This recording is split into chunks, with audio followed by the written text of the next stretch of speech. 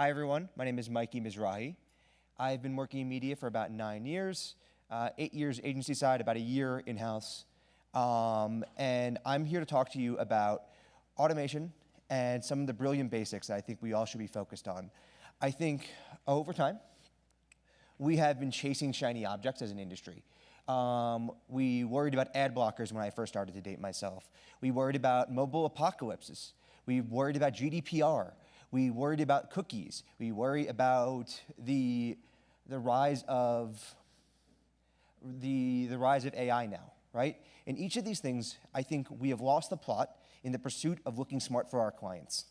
And we've all been focused on that. And I think that there's one truism that is never going to change in the next 50 years, is that our headcounts are always going to be tight. I'm going to start with the results of what we've seen at Reckitt, and then I'm going to go into some of the details. And my intention here is to not use so much buzzwords and to give you all something that you can take home, give to your traders, and have them all work better. So here's the results we've gotten so far. 90% of our executional time on setting up campaigns has been reduced. It used to take my team 10 hours to set up every single campaign, and imagine when it gets to Q4, Black Friday, etc. It's a lot. We have gone that down by 8 or 9 hours. The next is we have reduced the amount of errors that my team has done. So I don't have to worry about someone not putting a frequency cap on and spending my entire budget tomorrow, right? I don't have to worry about someone forgetting about brand safety. I don't have to worry about someone putting my ads in the wrong market and finding out on Tuesday morning after a weekend, right? Really, the peace of mind is great. Now, the last one is a two-parter. It's increased time for strategic thinking, but also I've removed that burner work from my team. So I think one of the things that really I think is very challenging is when you go into a UI and you go and you look through every single detail to QA or set something up, that burns you out. And that's the type of thing that the junior people on your team probably spend all day complaining about. So my solution, and the solution that we've had at Reckitt, is look for Excel-based inputs for our platforms and build automation around that. Now, the example that we're going to use is DV360 and SDF files, which is structured data files. But generally, you can apply this principle to the trade desk.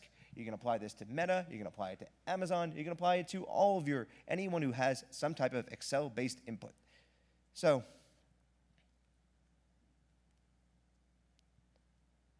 how did we get here? So first, we looked for this a consistent input that we have with our partners. So with Google, it's an SDF. Next, we broke down our process into steps, and we automated each step. So while it's in an Excel file, there's some things to know, right? So for example, if you wanted to put in geo, there's a file format that Google needs for how it structures every single DMA. So what did my team do? We figured out what is the logic there. We went and applied it to our DMA list. And when we do a test that has DMAs in it, we can go and do that in all of 30 seconds versus going and worrying about, say, having my team go and click through every single one of the 100 DMAs that we're using to really simplify that. Same thing for things like day parting. Day parting takes forever to input when you have a lot. Same thing for brand safety when you have really strict ones. And the idea being is we templatize this. And this is what we've done. We've built out baseline templates of these campaign files that people can go, and I can hand off to my team that says, here's your frequency cap. Cool, do not touch this. Here is brand safety. Do not touch this. Here is our day part. Do not touch this. Here's our inventory sources. Do not touch this, right? And it prevents people from making mistakes. Now, what kind of mistakes can they still make? Budgets. Cool. Okay, that's one thing in there for us to QA versus a dozen.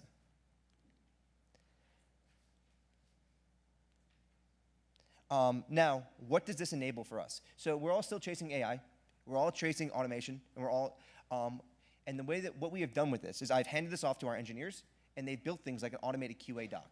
So if they go and they pull these reports, right now we're building out a tool that says that if your campaign is missing an ad on the ad level, flag it, send an alert. If your brand safety parameters don't match what we have set as our global standard, it sends an alert. And we think that this is super duper helpful and really useful for also enforcing standards. And our leadership team loves it because they're never going to go into a platform. So they can go and look at this and say, oh, awesome. I know that all of my team is compliant. I know I'm not going to get a call from my client in the morning saying, I don't get it. Why am I against news when I said no hard news? Next is we're working on an automated process to translate our media plans directly into these file formats so that we can completely remove the human element of it. Because we're already doing our naming conventions, we're already doing budgets, we already label our audience IDs. So all the real hard work has already been done on that upfront.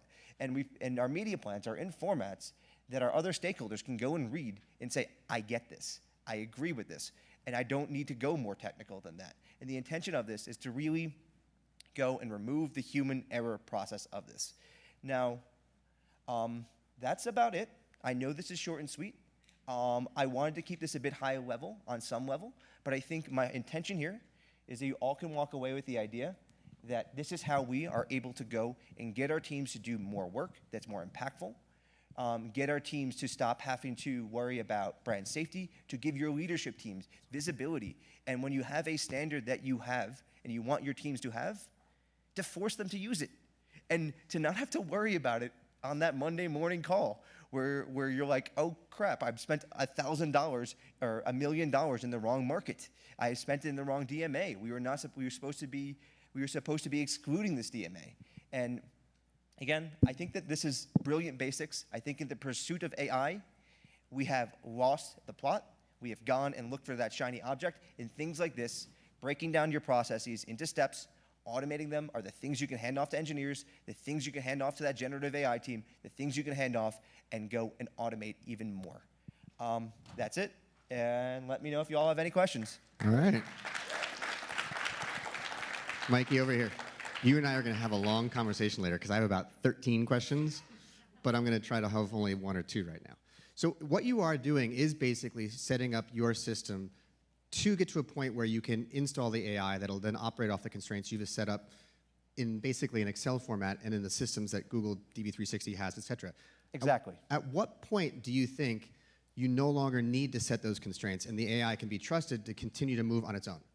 That's complicated. So we do have a work stream. We are talking and thinking about Gen AI like everyone else in the industry. I think there's more to come on that, and I think it's a little bit hard to talk about in detail. Okay. And then the second part of that is, as you start to use these systems, that frees up some of the headcount to do other things. What do you want those other people to go do? I think worry about the audiences, worry about the big picture strategy, or not work till 10 o'clock and burn out. That's a good positive thing as well. What other questions? Because otherwise, we're going to do this for a very long time. Oh, we got one over here.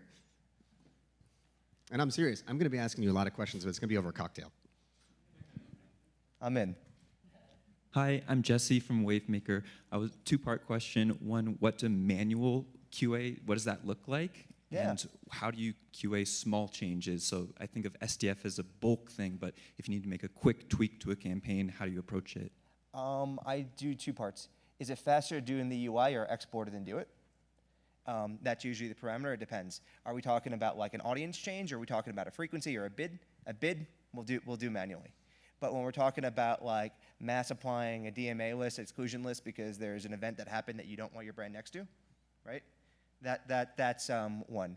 Now, I think from your perspective, I would say it's like, think about the basics that 90% of your campaigns are set up around, right? Your client probably always has the same brand safety issues, right? Concerns. They probably always have the same viewability standards. They probably always have the same frequency controls, right? Those are things that you can kind of just take those questions away from your team when they're setting up, especially for more junior people. Now, when it comes to QA and post-campaign QA, we actually have a super robust system, and that this is part of what we're trying to automate, which is we have a checklist that we go through every single option in the platform, and we go through it and say, did you check this? Yes. Did you check this? Yes. Did you check this? Yes. And that actually is the only remaining time that we spend with our campaign builds that we have yet to automate, and that's why we're handing this is part of what we're handing off to the engineers, because some of that stuff should be true by its own definition, right? Campaign should always have an ad, right? Campaign should always be, if you're a US-based company, always be targeting the US, and you don't need any context to check that, and that's our intention. Thank you. Yeah. I'm coming down here. Do you guys remember Phil Donahue? Is he still alive? Did he just die? R.I.P. Phil. Hey, Mikey, Manny from Dentsu. First off, good stuff. 2 questions related. 1, how are you having the alerts sent out? Yeah. And 2, when you're getting those alerts, assuming you rack up some kind of volume, how do you handle the exception reporting? So this is still in the process of being built. I've handed this off to engineers, and engineers are working through how we're going to do that. How we do this for other places is we have a dashboard that goes and flags it by market and by the way that we're structured in Reckitt is around markets. So U.S., Canada, UK, Germany, et cetera, are all own markets, and it gives you a percentage compliance. And my leadership team goes and looks at that, and we currently only use this tool for, say, naming conventions, right? And I think that naming conventions are a no-brainer. We're really excited for this idea that it's going to be able to say, this market is not compliant with our brand safety settings, and be very, very precise about it, because we already have a dashboard for these things. What do you mean? Yeah. When you say exceptions, what? Sorry. Oh, I'm so sorry. All right, you're not doing a follow-up on that one, are you there? There was a question. He asked if there's any exceptions. Okay, we can talk about it offline. All right, the exceptions are the exceptions. Hi, my name is Evan. I'm from Horizon Media. I believe I heard you say that right now this is hooked up into DV360. Do Yes. you have other DSPs on the roadmap? Yes. We are currently looking at this for Amazon with their bulk editing tool. We really are primarily focused on getting this up and running for Meta, because anything that has an Excel-based input, you can go and make a consistent input for it, and that's the logic. And heck, if I was still at an agency, it would probably be looking at this for Prisma, right? Because that also has a bulk editing tool that you can go and just go and build things for it and build it around.